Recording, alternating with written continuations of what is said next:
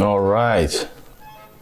What's up, guys? This is Igor in Russia. In this video, we're going to be talking about Russian 20 unofficial symbols, world known, but yet unofficial. I'm Igor in Russia. I make videos about life in St. Petersburg, especially in Russia in general, and videos concerning about Russian culture, life, ordinary things, reality. If you like the channel, please subscribe, give me a like, and also if you want to support my channel, links in below. You can support me by becoming a member, use super chat, and of course just the buy me coffee, which is actually buy me beer. Link below, check it out. So let's go. 20 unofficial symbols of Russia. All right, first of all, we're going to the number one. Let's go from 1 to 20. So there's 20 of them in this video, and this is based on the Russia Beyond article that I found, and it was interesting, so this is it. Here's the video. And the number one is, of course, babushka. Grandmothers could be anywhere in the world, but babushkas are purely Russian phenomenon. And yes, you can see these babushkas all around in different videos. In my videos, they're usually selling something like nearby a metro, on some squares, etc. So there's a lot of those in my videos as well, and sometimes I talk to them. Купите все. Не надо, возьмите две. А носки сколько стоят? They're really nice most of the time, of course. Sometimes they have a bad attitude, and so that's just life. But babushkas, you can see them even in the Bold and Bankrupt's videos, you know, let's go see some babushkas. They differ in appearance by wearing the renowned babushka style headscarf, and they are most caring creatures if you do not get on the wrong side, which sometimes become toxic, especially when they want to feed you. Yes, babushkas are like they're like your own babushkas, grandmothers, even though you don't know them. They're like, are you okay? You know, these cute old ladies love you, overfeed you, and take enormous care of you. Especially if they are your own babushkas. But also they can kick your butt. And a little bit more about babushkas, since they are so significant. The word babushka literally translates as a grandma or granny. Babushka has origins in the word baba, which in Russian historically meant a peasant woman, and now is considered a very rude word to call a woman. Don't call Russian women or any women babas. That's bad. The official definition of grandmother used to be babka, but now it's also considered a bad word, while a diminutive babushka has become a more common notion. Russians have 100 ways to make the tender word babushka even more cute, like babuля, babusia, babushenka, babushenka. I'm not sure how to pronounce that. Never heard that one before. And babushka in a wider meaning is an old lady, a synonym for starushka, old person. Like. After all the nice words that we dedicated to babushkas, it's finally time to reveal the cards. A babushka can also be extremely different. Seriously, there are some babushkas that should be called ugly babka. Such babushkas are always first in any line, pushing everyone aside with their elbows. They get around. Shopping bags with wheels, etc. I haven't come across with those, but I know they do exist. Such babushkas usually sit near their house or building and watch people going in and out. I've met many of those in my videos, and I sat right next to them and talked to them. Говорю, извините, что озерки туда... Деточка, я не все знаю. Я тут, ну, просто красиво говорю. Тут красиво, цветочки и все. Ты хоть так пройдешь, наверное, хоть так все равно. Ага. All right. Then number 2 in the most symbolic Russian. Number 2, balalaika. This is a triangle-shaped string balalaika. It's probably the most Russian musical instrument you can imagine. It's known for being played in Russia since the 17th century and is actually still popular and taught in musical schools. Many modern bands even perform cover versions of popular songs on a balalaika, giving them a unique Russian folk flavor. Yes, in St. Petersburg I've also seen some performances, street artists, St. Petersburg, great city of musicians, etc. People playing balalaikas on the street as street musicians.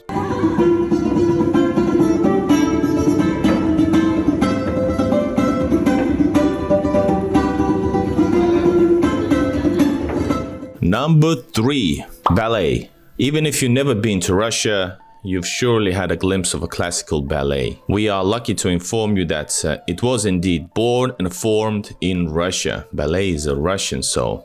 Swan Lake, composer by Pyotr Tchaikovsky, is probably one of the most popular and frequently staged ballets in the world. I have also been actually to Mikhailovsky Palace Theater, and I filmed also a piece of this ballet on my channel.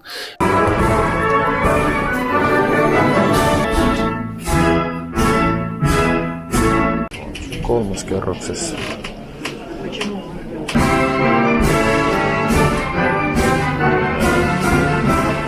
In all of these videos that I mention in different parts of this video, I'm gonna be linking them down below in the description, so make sure to check them out after this video. And here is actually the Mikhailovsky Theater. I collect in the small versions of the greatest buildings of St. Petersburg. Here's Mikhailovsky in the construction. And then number 4. So number 4 is St. Basil Cathedral. This church is on the Red Square of Moscow, and probably the most recognizable building in Russia. It's reproduced just everywhere when it's about Russia. Stamps, postcards, book covers, and many more. But did you know that it's 9 churches in one place? And that is actually has another official name. For me, the St. Basil Cathedral is actually, for me, is more like St. Petersburg Church of Spilled Blood by the Griboyedova Canal. They're really similar as well, but to me, it's the same thing. And then number 5, Russian bears. Bears, of course, live around the world, but for some reason, it was Russia to be associated primarily with bears. There is a popular myth that bears often walk the city streets. Meanwhile, Western media has been stereotypically portraying Russia as a bear in cartoons for ages. So why did the bear come as a symbol of Russia? And still haven't seen any bears in Russia. Then number 6 is a black square. You know probably some of the Russian artists. At least you might know Kazimir Malevich and his iconic black square painting that makes people to this day argue whether it's an art or a trick. But for the early 20th century, when he painted it, it was a revolutionary thing. Personally, that's a new thing for me. I'm so maybe uneducated. I haven't seen this black square anywhere. I've seen red square. Then number 7, bliny. Pancakes or crepes is an essential Russian food. And even the Russian fast food teremok, which I filmed, has mainly, especially like different blinis, sweet and salty. Very interesting. Blinis can be eaten with hundreds of fillings and toppings, and each Russian had its own recipe in which it's is handed down from generation to generation. And that's how I know that, for example, my mom's grandmother and my mom knows how to do blini a certain way. My wife's wife has her own style of doing them, so blinis, great. There is even a whole week-long celebration for blinis of pancakes, pancakes eating, which is called Maslenitsa, and I've also filmed that in my, for example, last video from Yelagin, which was preparing for Blini week, Maslenitsa. Moving on, guys, to number 8, and this is borscht soup, or borscht. My mom always corrects me, it's not soup, it's borscht. Your first thought may be, wait, borscht is Ukrainian, especially during these times around lately. But believe that the arguments about which culture borscht belongs to are as old as the cultures themselves. There's different versions of it, but I say it's Russian. Then number 9, caviar. No matter whether it's black or red, caviar is perfect in any color. Salted cold bubbles are perfect addition to other dishes and can be appetizers on its own. Russians don't bathe in caviar as you might think. Most Russians associate caviar with New Year's Eve and don't eat it on a regular basis. And yes, good caviar is actually even like locked up in stores. It's expensive stuff, and many eat only during, and it's one of the like New Year's Eve dishes to eat caviar on a bread with some other stuff. Personally, I don't like it. In St. Petersburg, there's also a caviar museum. Would you like me to go inside and film a video for it? If so, please comment down below. Halfway there, number 10. Churches and golden domes. If you are from the future, past, or even another galaxy and accidentally showed up in some place in Russia, you would totally guess that it's Russia merely for all golden domes everywhere. That is true. That is definitely true. The main, one of the main most important attractions are usually cathedrals, churches, and that type of stuff. And I love it actually. Russian Orthodox churches are usually the most beautiful and attractive buildings, frequently spotted from a distance. And even abroad, for example, in Finland, one of the most top locations are Orthodox. For example, Helsinki Uspensky Cathedral, let's put it like this way. And of course, anyway, the main church, Lutheran church, is actually based on Orthodox Isaac's Cathedral. Number 11 is five-pointed red star, Soviet star. One of the most recognizable symbols of the Soviet era is still seen all around Russia in different touristy products and souvenirs. And also these are included on stars on the Moscow Kremlin towers. The symbol was featured on Russian imperial military form, and in 1918 also became the main symbol of the Red Army. The star's 5 rays symbolize the union of the world's 5 continents in the struggle for freedom. Then number 12, Kalashnikov. There is a joke that no matter what Russians do, they always end up with Kalashnikov. I don't get it. This famous and the most spread around the world automatic rifle was designed by Mikhail Kalashnikov in 1947 and is still produced. My connection to this is while filming the Artillery Museum in St. Petersburg. They actually, in the centerpiece is Kalashnikov's statue right there. And once again, links are for all these references are in my description. Then we go to the number 13, Khokhloma. Khokhloma is one of the most popular Russian-related designs. It's red, black, and gold pattern that has been painted on the wooden tableware for over 300 years. The recognizable firebirds and floral ornaments became a truly Russian-style brand. And this is something that mostly like souvenir shops sell, and many sure have like at home, but it's not like used that much. Number 14 is kokoshnik. This traditional female headwear is known for ages, and each Russian region had its own form of decoration. There are many types of kokoshniks, from small tiaras to giant ones that resemble horns. Whoa. Number 15, one of the most popular and famous ones out of the whole list, is Matryoshka. It's the most iconic Russian doll resembling a lady in a shawl. Inside her wooden figure is a hidden doll of a smaller size and an even smaller doll. There can be from 3 to up to dozen of dolls inside, depending on the size of the largest. By the way, it's not a traditional toy per se that Russian kids played with for ages. True that. Once again, a very touristy stuff, and in different touristic shops and souvenir shops you can see these in different painted, not as female form, and they are like, you know, they can be presidents like Yeltsin, then there's Putin, etc., so on and so on. And then you have versions of international presidents. You can have Putin, and you can have like Clinton, etc. Number 16, we're getting close to the end. Russian salads. It's called salad olivier, or like a winter salad, zimny salad. While everyone around the world calls this a salad Russian, yes, I never heard that, but that's what it says here.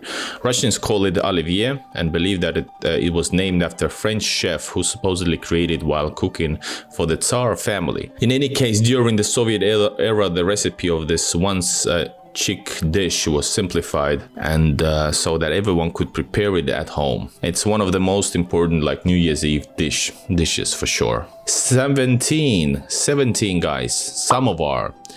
No secret that Russians are obsessed with tea, for sure, even though, for example, St. Petersburg, the coffee is on the rise like big time. But yes, tea is an important part of Russian culture, and good tea, or yeah, depending on the budget. And this samovar kettle is one of the most big reasons for its status. It gathered the whole big family around to drink tea. Most samovars can take a lot of water and stay hot for extended periods. Interesting. Number 18, Sputnik. In English, Sputnik is a satellite, but this certain notion entered the English language as is. 1957, with the launch of Sputnik, the first artificial Earth satellite, the space era of humanity began. Go Russia. or Soviet Union. 19 is vodka. No additional comments are needed here because this word even enters the other languages in its Russian form. And I have visited in St. Petersburg the vodka museum and drank few vodkas, and yes, I know some vodka. My favorite vodka from Russia to be brought when it's legal is Beluga vodka, premium vodka. Very cheap in Russia, very expensive abroad. And number 20, the last one. Can you guess what it is? It's Ushanka. Unfortunately, I don't have it here with me. I have many Ushankas also. Ushanka hat. It's another typical Russian headdress with historical roots. If you need a Russian-related costume for Halloween or Russian-style party, this hat is a must. And yes, most of the time, the typical Ushanka hats are just for souvenirs as well. There are different versions of them, but the most typical ones is, well, you can see that in the souvenirs, stops, kiosks, and shops. Alright guys, this was 20 symbols of Russian symbols, unofficial symbols. So what you think about that? Did I miss something? Please hit that like button. Also become a member for more content and for the support. I'm Igor in Russia, and see you guys in the next video. Пока-пока.